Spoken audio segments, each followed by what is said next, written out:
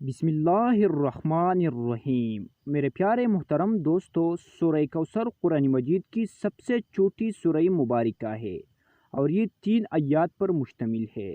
یہ سورت تو بظاہر چھوٹا ہے لیکن اس کے بہت سے فائدے اور فضائل ہیں۔ اللہ تعالیٰ نے اس سورت میں بہت خیر و برکات رکھا ہوا ہے۔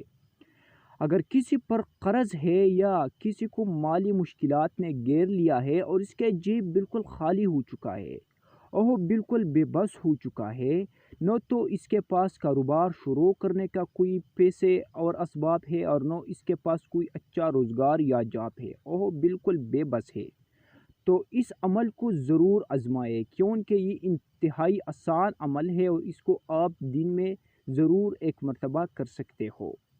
عمل کا طریقہ کار یہ ہے کہ اس سورہ مبارکہ کو دن میں 666 مرتبہ پڑھنا ہے۔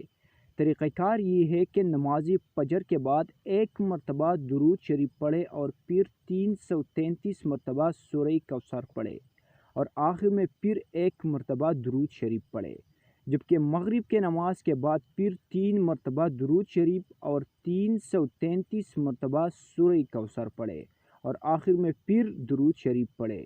انشاءاللہ العزیز اس عمل کو کرنے کے بعد آپ کے زندگی میں آسانیاں پیدا ہوں گے۔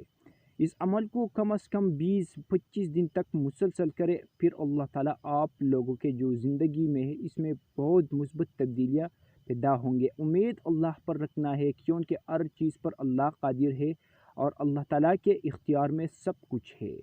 اگر ویڈیو اچھے لگے ہے تو چینل کو بھی سبسکرائب کر دینا۔ جزاک اللہ۔